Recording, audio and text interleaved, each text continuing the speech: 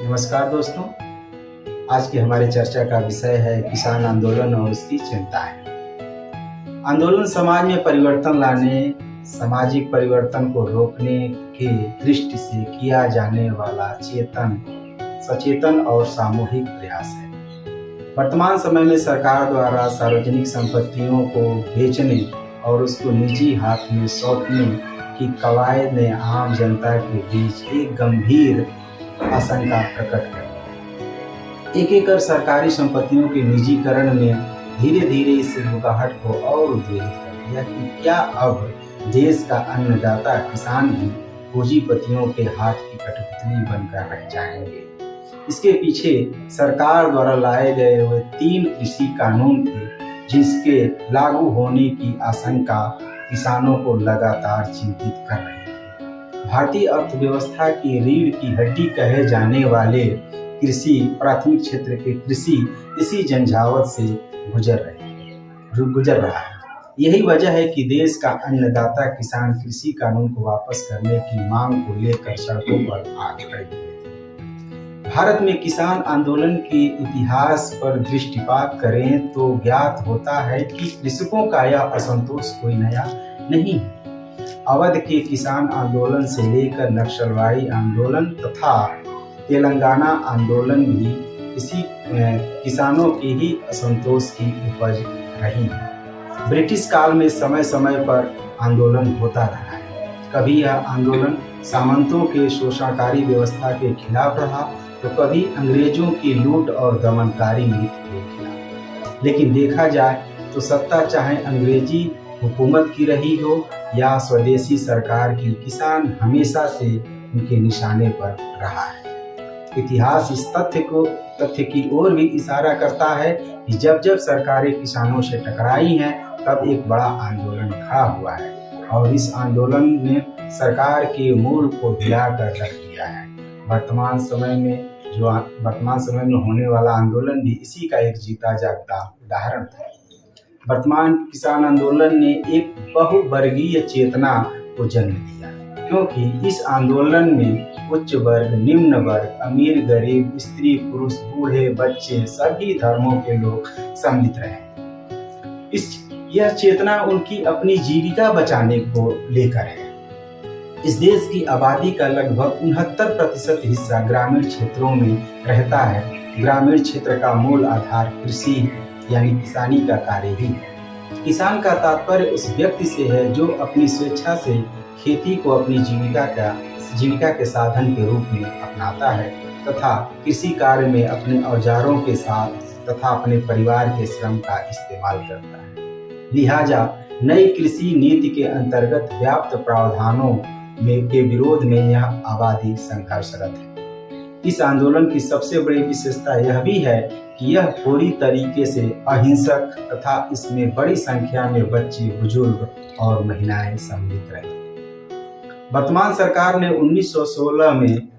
2016 में यह वादा किया था कि 2022 तक किसानों की आय दोगुनी कर देगी। अब प्रश्न यह है कि क्या किसानों की आय दोगुनी हुई या ग्रामीण क्षेत्रों की स्थिति में इसके अनुरूप कुछ परिवर्तन आया?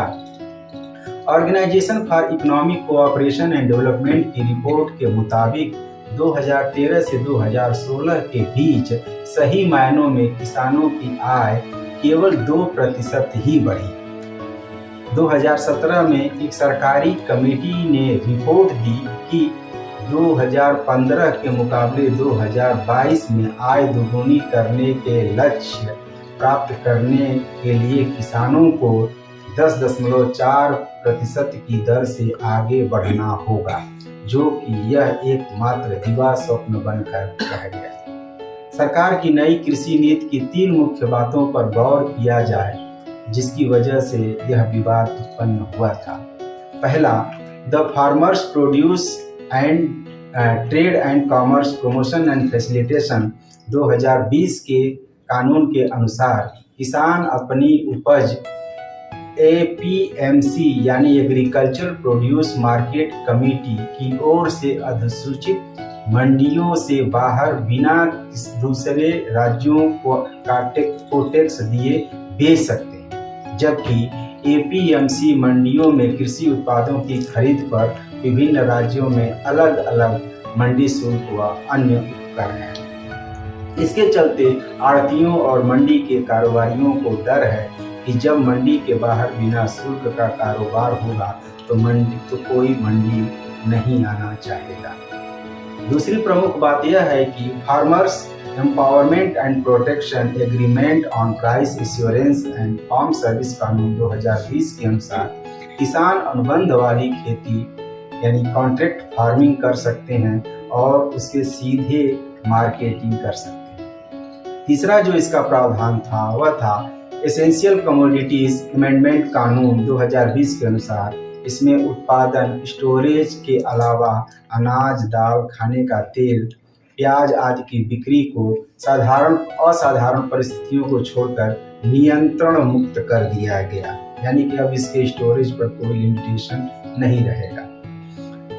किसानों की समस्या है कि इन कानूनों से उनकी स्थिति पर कितना सकारात्मक प्रभाव पड़ने वाला है। कहीं इसका उल्टा प्रभाव या इसका प्रभाव उन्हें कहीं गहरे संकट में तो धकेलने वाला नहीं साबित होगा। इसके उत्तर स्वरूप निम्नलिखित बातों की ओर हमारा ध्यान जाता है।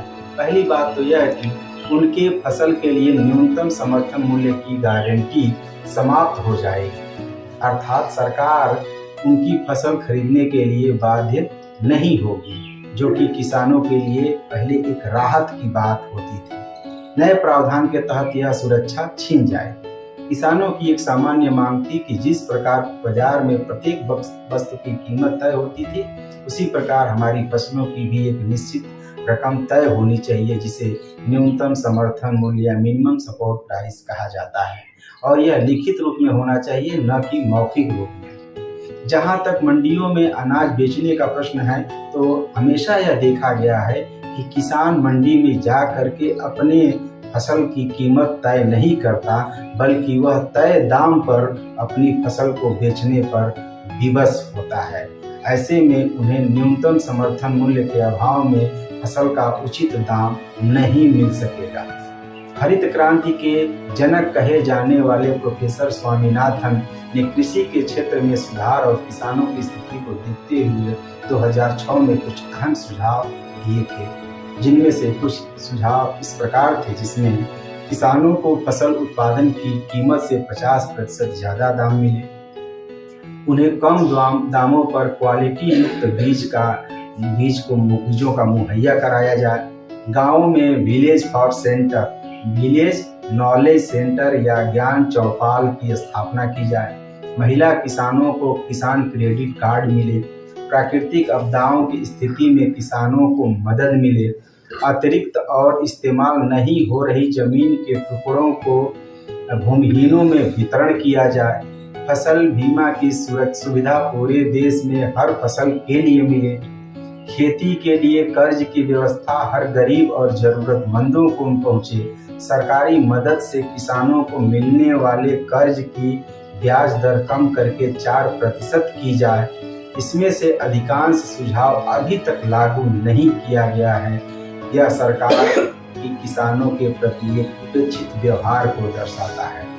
हरित क्रांति के कारण भले ही हम कुछ फसलों की उत्पादकता बढ़ाने में सफल रहे, लेकिन इस बात से भी इनकार नहीं किया जा सकता कि जिस प्रकार उपनिवेश काल में ब्रिटिश सरकार भारतीय किसानों पर नकदी फसल के उत्पादन पर जोर दे रही थी या केवल नील की खेती करने का दबाव डाल रही थी, सरकार की नई अनुबंध अथवा संविदा कृषि ठीक उसी तरह कुछ फसलों के जो उद्योगों की दृष्टि से जरूरी हो के उत्पादन तक सीमित तो नहीं रह जाएंगे। देखा जाए तो संविदा कृषि एक तरह से हरित क्रांति की तरह है। फर्क बस इतना ही है कि हरित क्रांति के तहत किसानों ने जो फसल उगाया उसका सरकार ने न्यूनतम समर्थन मूल्य पर उसको मूल्य देकर खरीद लिया। सरकार की इस गारंटी की वजह से किसानों ने सिर्फ साल दर साल गेहूं, धान और कुछ दाल के उत्पादन पर ही जोर दिया। वह बाजार के उतार चढ़ाव से निश्चिंत रहा, क्योंकि उसके बाद सरकार ने फसल खरीदने की गारंटी दी थी। वर्तमान किसान नीति में इसी न्यूनतम समर्थन मूल्य की सुरक्षा का अभाव है। हमें यह नहीं भूलना चाहिए कि कंपनी का एकमात्र लक्ष्य होता है मुनाफा कमाना, जबकि एक कल्याणकारी राज्य के रूप में सरकार का लक्ष्य होता है जन कल्याण का, या जन की बात सुनने और उनके कल्याण के लिए कार्य करने की। हम जानते हैं कि प्रत्येक वर्ष फसलों की बुआई में कुल 23 फसलों के लिए सरकार न्यूनतम समर्थन मूल्य निर्धारित करती है, लेकिन देखा जाए तो केंद्र सरकार बड़ी मात्रा में केवल धान, गेहूं और कुछ खास दालें ही खरीदती है। शांता कुमार कमेटी 2015 ने नेशनल संपर्क सर्वे का जो डेटा इस्तेमाल किया था, उसके मुताबिक केवल 6% किसान ही न्यूनतम समर्थन मूल्य पर अपनी उपज बेच पाते हैं। सरकार जो उपज खरीदती है उसका सबसे बड़ा हिस्सा पंजाब और हरियाणा से आता है। समाचार एजेंसी रॉयटर्स की रिपोर्ट के अनुसार ऐसे एक तरफ पंजाब में होने वाले 85% गेहूं चावल और हरियाणा में 75% गेहूं चावल न्यूनतम समर्थन मूल्य पर खरीदे जाते हैं, वहीं बिहार में सरकारी एजेंसियों द्वारा की जाने वाली खरीद कुल उत्पादन का 2% से भी कम है। इसी वजह से बिहार के अधिकांश किसानों को मजबूरन अपना उत्पादन 20 से 30% की छूट पर बेचना पड़ता है। इसी वजह से पंजाब और हरियाणा किसानों को डर है कि अगर न्यूनतम समर्थन मूल्य की व्यवस्था खत्म हुई तो उनकी स्थिति बिगड़ेगी। इन राज्यों के किसानों को डर है कि बिना किसी न्यूनतम समर्थन मूल्य के उनके फसल का मार्केट प्राइस गिरेगा और मंडी के बाहर टैक्स मुक्त कारोबार के कारण सरकारी खरीद प्रभावित होगी और धीरे धीरे न्यूनतम समर्थन मूल्य की यह व्यवस्था कमजोर और अप्रासंगिक हो जाएगी। किसानों की मांग थी कि न्यूनतम समर्थन मूल्य को सरकारी मंडी से लेकर प्राइवेट मंडी तक अनिवार्य बनाया जाए, ताकि सभी तरह के खरीदार चाहे सरकारी हो या निजी इस दर से नीचे अनाज ना खरीदें। दरअसल देश के कुल किसानों की आबादी में छोटे मोटे किसानों की कुल हिस्सेदारी 86% से अधिक है। वे इतने कमजोर हैं कि व्यापारी उनका आसानी से शोषण कर सकते हैं। कॉन्ट्रैक्ट फार्मिंग के तहत बहुराष्ट्रीय कंपनियां एक बड़े क्षेत्र में सभी किसानों की जमीनों को ठेके पर ले सकती है और कोई भी फसल उगाने के लिए बाध्य कर सकती है। इस स्थिति में किसान मात्र बंधुआ मजदूर बन जाने को विवश होंगे। सरकार ने नए कानून लाकर कृषि क्षेत्र का निगमीकरण करने की कोशिश की, जिसे अडानी और अंबानी और मल्टीनेशनल कंपनियों के हवाले कर जाने की गुंजाइश बनी हुई थी।